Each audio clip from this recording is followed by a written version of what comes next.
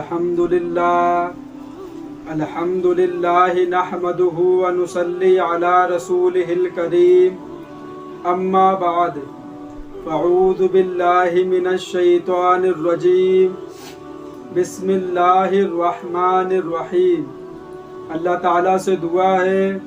اللہ تعالیٰ صحیح طریقے سے بات کہنے کی، سننے کی، سمجھنے کی، پھر اس پہ ہم سب کو عمل کی توفیق عطا فرمائے۔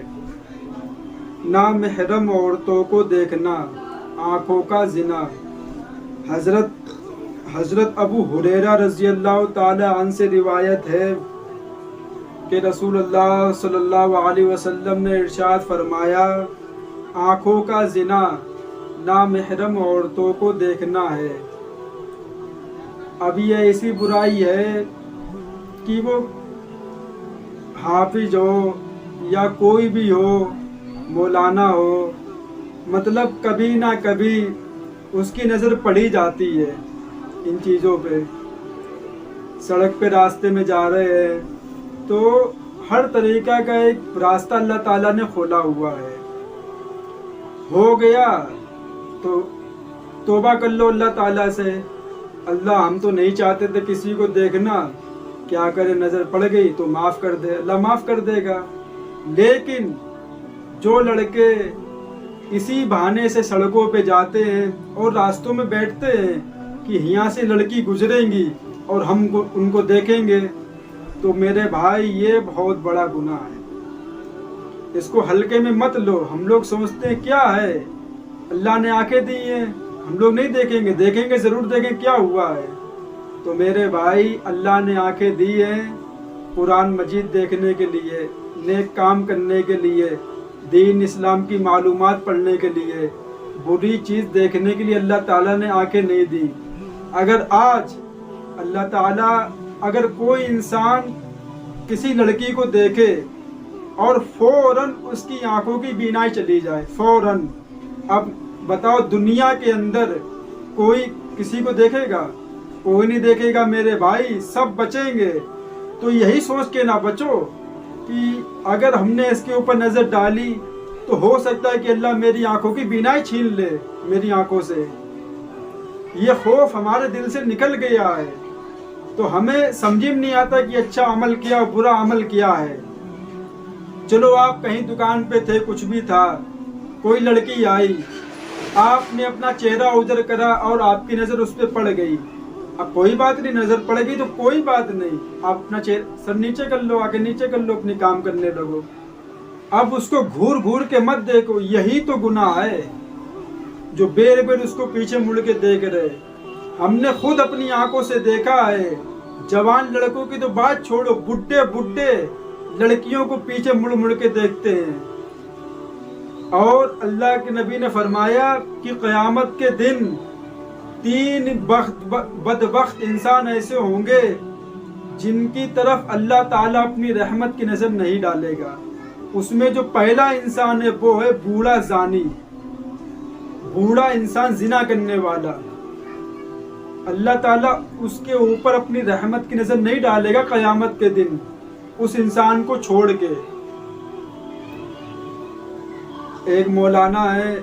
ان کا نام نہیں ذہن میں آیا، اس دن میں ان کی بات سن رہا تھا تو وہ بتا رہے تھے کہ جب انسان نماز پڑھتا ہے اور نماز میں اس کا دل نہیں لگتا ہے، آپ نے دیکھا ہوگا بہت سے لوگ دنیا میں ایسے جن کو نماز سے چڑ ہے، قرآن سے چڑ ہے،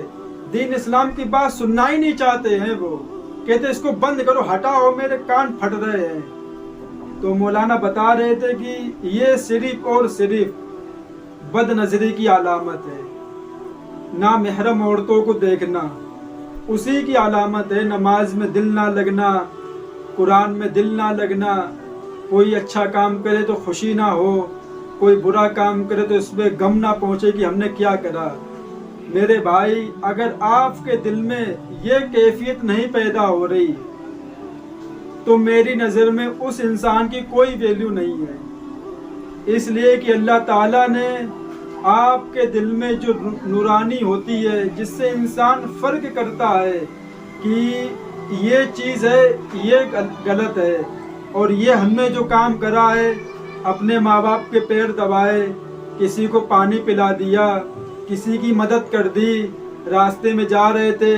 کوئی تکلیف دہ چیز سڑک پہ پڑی ہوئی تھی، آپ نے اس کو ہٹا دی، تو اگر آپ کے اندر خوشی ہوئی اندر سے کہ مطلب آپ کو یہ محسوس ہوا کہ ہم نے کچھ اچھا کام کرا ہے، تو اس کا مطلب ہے کہ میرے بھائی آپ کا دل بالکل صحیح کام کر رہا ہے، اس میں اللہ کی محبت تھوڑی بہت ہے، اس کو بڑھانے کی ضرورت ہے، مطلب تھوڑی بہت آپ کے دل میں اللہ اس کے رسول کی محبت ہے، یہی تو ایمان کی علامت ہے۔ اب کیا ہے، نماز پڑھی، کچھ ہوا ہی نہیں، پتہ ہی نہیں چلا ہم نے کیا کرا، نماز پڑھی، قرآن پڑھی، اللہ سے دعا مانگی، کچھ سمجھی میں نہیں آیا میرے، نماز نہیں بھی پڑھی پھر بھی کچھ فرق نہیں پڑا، کیا ہے پڑھ لیں گے جب ٹائم ملے گا، کچھ تو ہو، کم سے کم انسان کے دل میں کچھ تو سوچے کہ یہ ہم نے کرا ہے تو یہ ہم سے غلط ہوا ہے، یا ہم نے اچھا کام کرا ہے تو ہم کو خوشی ملنی چاہیے۔ اب اس کو کچھ ہوتا ہی نہیں ہے، اگر غلط بھی کام کرے پھر بھی اس کو کچھ بھی نہیں محسوس ہوتا ہے، اگر اچھا کام کرے پھر بھی اس کو خوشی محسوس نہیں ہو رہی ہے۔ اب اس کا مطلب ہے کہ آپ کا دل پوری طرح سے مردہ ہو گیا ہے، آپ نے گناہ کر کر کے اس دل کو بالکل کالا سیاہ بنا دیا۔ اللہ کے نبی نے کیا فرمایا، جب انسان ایک گناہ کرتا ہے تو اس کے دل میں ایک کالا نقطہ لگ جاتا ہے انسان کے دل میں، جب وہ توبہ کر لیتا ہے تو اللہ تعالیٰ اس نقطے کو ہٹا دیتا ہے دل سے۔ اب گناہ ہوا،